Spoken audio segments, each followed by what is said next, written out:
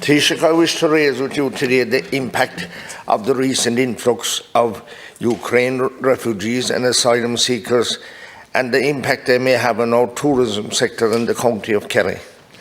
Many who are now living in hotels in places like Killarney, Tralee and Ballybunion and indeed other places. It is estimated that there are more than 6,000 in the county of Kerry now, with almost 4,000 in the town of Killarney housed in hotels and guest houses.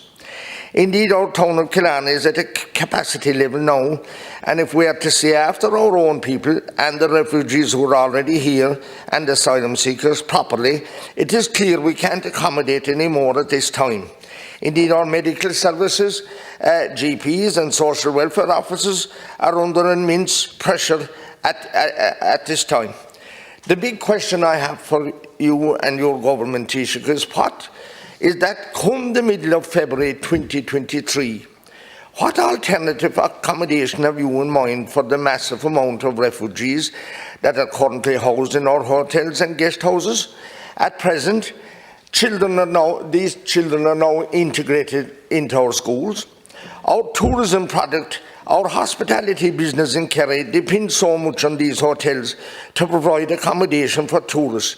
They are the vital cog in the wheel that keep the industry going. Vital for employment for people in craft shops, souvenir shops, tea and coffee confectionery shops, bus and coach tours, taxi and hackney operators, Jarvis in Killarney and the Gap of Dunlow, the boatmen, the big entertainment venues like the NEC and Shimshatir in Tralee, small rural pubs who provide music and entertainment and storytelling and culture and tell visitors about traditions, our entertainers and musicians.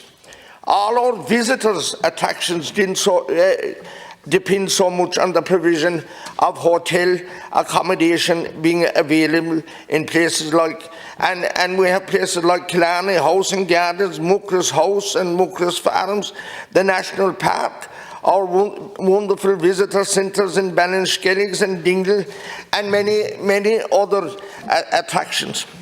Minister Taoiseach, you've been talking about modular homes. Well, and that you're going to build some. I'm asking you where. And are you going to build modular homes for our own people? We must look after our own people on the housing list as well, some who are on the housing list in Killarney for up to 16 years. And I have many of them, 14 and 16 years. We want to treat the Ukraine people properly, but we don't want to treat them better than our own people. We have to say after our own people. And we have to realise, Taoiseach, that these businesses are only barely back on their feet after being closed down for 2 years.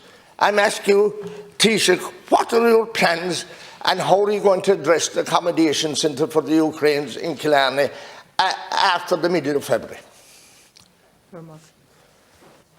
First of all, Appreciate the Deputy has raised this issue. It's an important issue, but I would just say at the outset, we are in a war situation in the continent of Europe. These are not normal times. A war has been waged by Russia on Ukraine, illegal, immoral war, and it's been carried out in a manner that's targeting civilians. And Putin is weaponizing migration, weaponizing energy, and weaponizing food. And it has caused significant economic upheaval. About 14 million people have been displaced. It's the worst humanitarian crisis on the continent of Europe since World War II. With 7 million of those are, I understand, internally displaced within Ukraine. Other 7 million have fled war across Europe. If you look at how fearful people are, I mean, the latest phase of the war, you can see it now. Putin has decided to target critical energy infrastructure to try and freeze the inhabitants of Ukraine during winter, make life uninhabitable for them, and cause them to flee. It's a deliberate war tactic. Now, as a nation, we have to have some moral values too, Deputy. And the entirety of Europe has to hold its nerve and stand up to this, and not allow ourselves to become fractious or to split each other in terms of rebutting this. To me, it's unthinkable what is going on. in the manner in which Russia is targeting the war. Now, it does have consequences then. I think up to 63, maybe more now, 1,000 Ukrainians have come into the country. And I want to thank the people across the length and breadth of the country, including Kerry, and you're correct in saying the numbers have been particularly high in Kerry, who have welcomed people into their communities and have worked very hard to make Ukrainians feel at home. And I don't think the vast majority of Irish people see it as our own versus Ukrainians who come in. Rather, they see it as what can we do to help. And it is challenging for many communities. Of that, there is no doubt. And our schools in many areas it is challenging.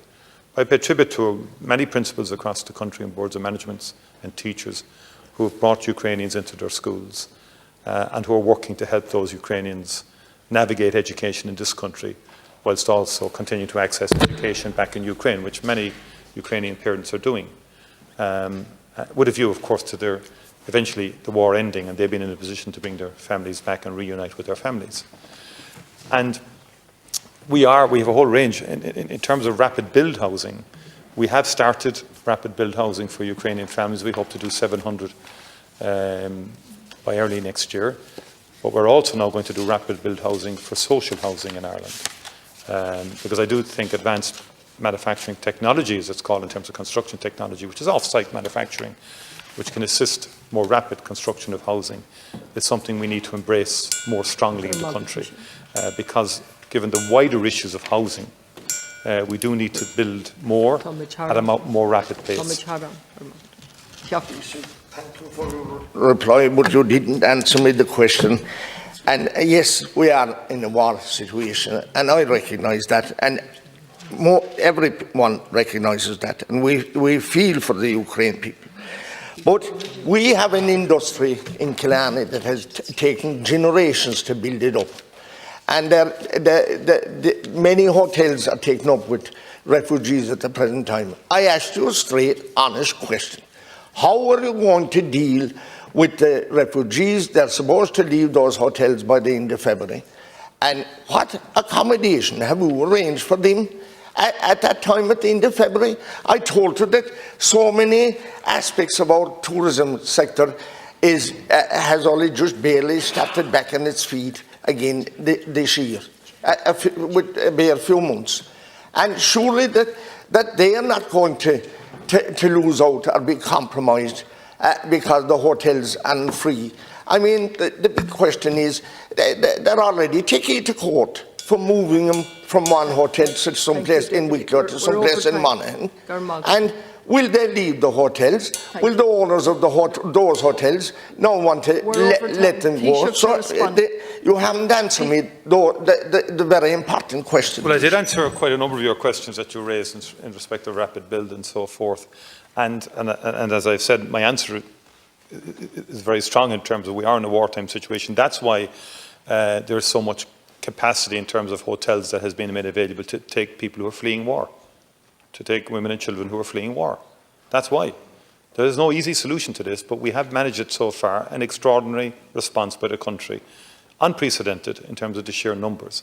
Now, we will work, as we've worked since the beginning of the war, to continually accommodate as best we can people who come in. And it is very difficult and it's very challenging.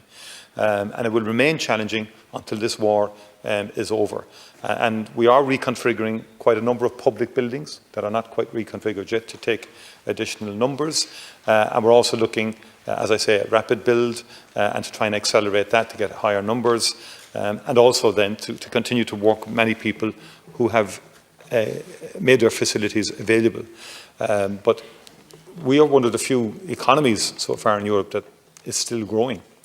The war is really having an economic impact, Deputy, and there's no escaping it. And this government is very supportive of the tourist industry during COVID, and they've acknowledged that.